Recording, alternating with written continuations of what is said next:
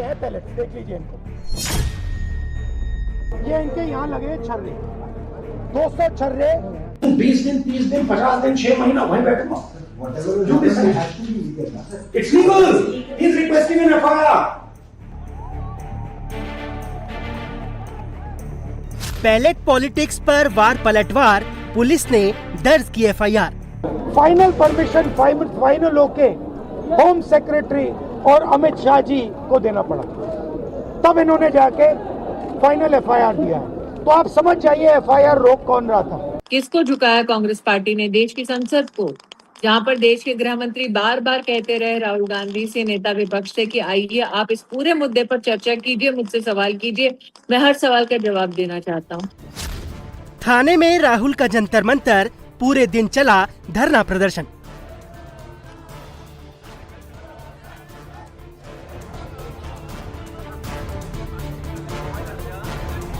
दिल्ली के संसद मार्ग थाने में कांग्रेस नेता राहुल गांधी जिस एफआईआर की कॉपी को अपनी जीत बता रहे हैं, वो दिल्ली के जंतर मंतर पर प्रोटेस्ट के दौरान प्रदर्शनकारी छात्रों और सुरक्षा बलों के बीच हुई झड़प में पैलेट गन के इस्तेमाल को लेकर की गई है।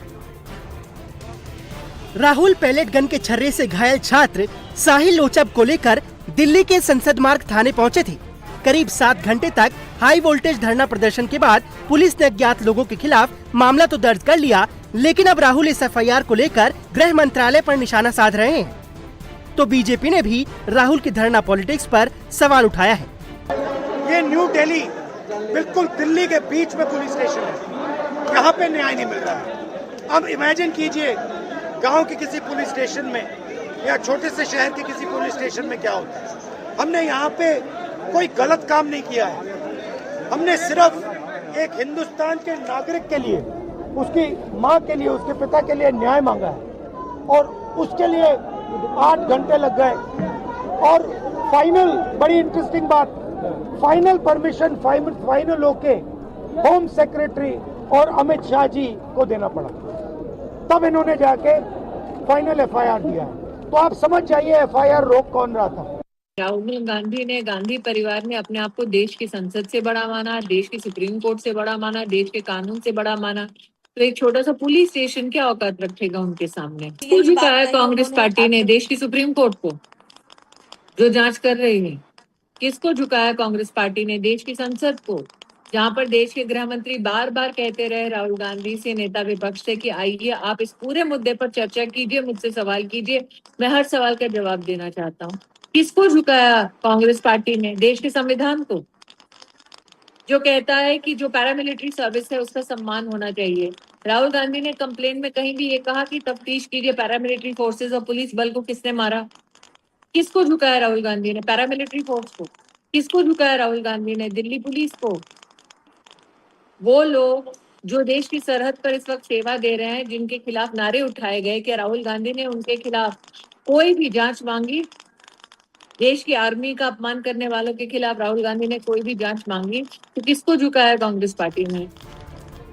जंतर मंतर पर पैलेट गन के छर्रे से घायल छात्र को लेकर राहुल गांधी शुक्रवार को कनॉट प्लेस पुलिस स्टेशन पहुंचे, लेकिन यहां के आईओ का नंबर नहीं मिलने के बाद राहुल संसद मार्ग थाने पहुंच गए, जहां राहुल ने डीसीपी और दूसरे बड़े अफसरों के सामने एफआईआर दर्ज करने की मांग की। राहुल ने आरोप लगाया कि साहिल लोचब पैलेट गन के छर्रे से घायल हुआ है, उसकी आंख की रोशनी चली गई है, दिल के पास कुछ छर्रे अभी भी फंसे हुए हैं, इसलिए इस मामले में तुरंत एफआईआर दर्ज की जाए। हालांकि राहुल के प्रोटेस्ट और एफआईआर पॉलिटिक्स से पहले ही जंतर मंतर पर प्रोटेस्ट के दौरान हंगामे की जांच क्राइम ब्रांच को सौंपी जा चुकी है। सुप्रीम कोर्ट ने भी जंतर मंतर प्रोटेस्ट के दौरान हुई हिंसा की जांच के लिए कमेटी बनाई है। बावजूद इसके राहुल एफआईआर कराने पर अड़े रहे और थाने में धरने पर बैठ गए। करीब 7 घंटे के धरने के बाद दिल्ली पुलिस ने साहिल लोचब की शिकायत पर एफआईआर दर्ज कर ली। पार्लियामेंट स्ट्रीट थाने में अज्ञात लोगों के खिलाफ एफआईआर दर्ज की गई है। बीएनएस की धारा 118 और 125 के तहत ये एफआईआर दर्ज हुई है। राहुल गांधी ने इस एफआईआर को साहिल लोचब को इंसाफ मिलने की दिशा में पहला कदम बताया है, लेकिन राहुल गांधी के इस अड़ियल रुख पर बीजेपी ने हमला बोला।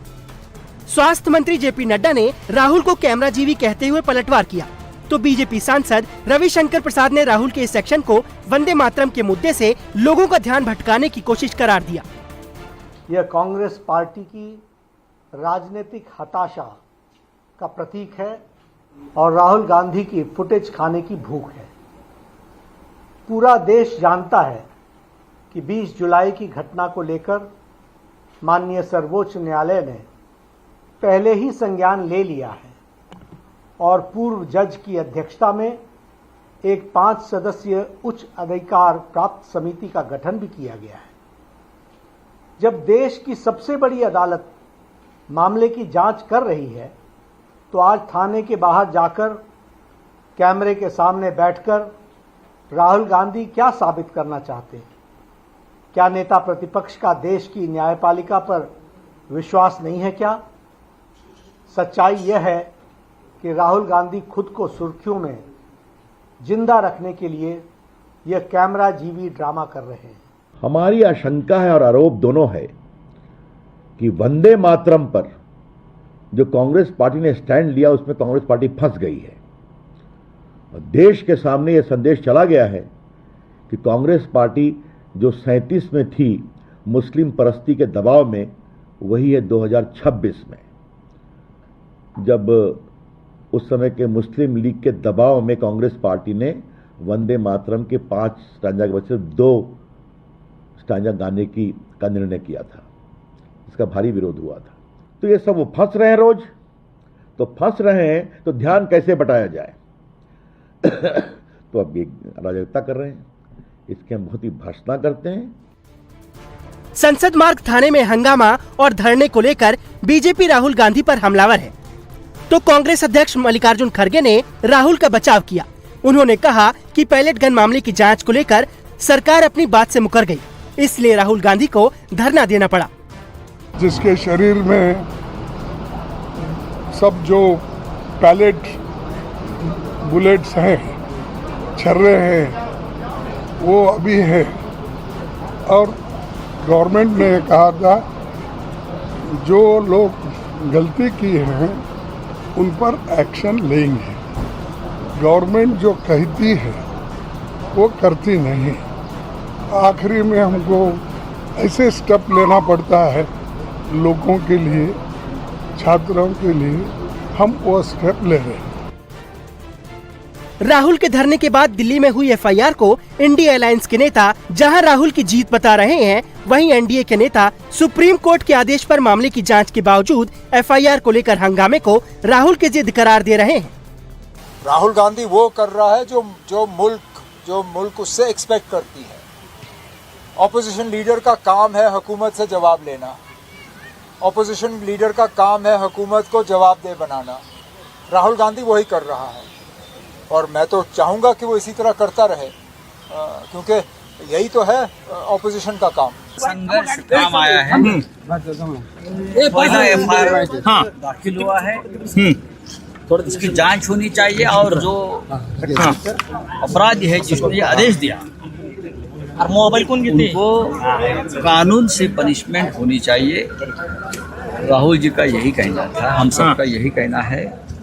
हम यही सवाल पार्लियामेंट में गृह मंत्री जी से पूछने वाले थे, लेकिन गृह मंत्री यहाँ वहाँ भागते रहे, सदन में आए नहीं।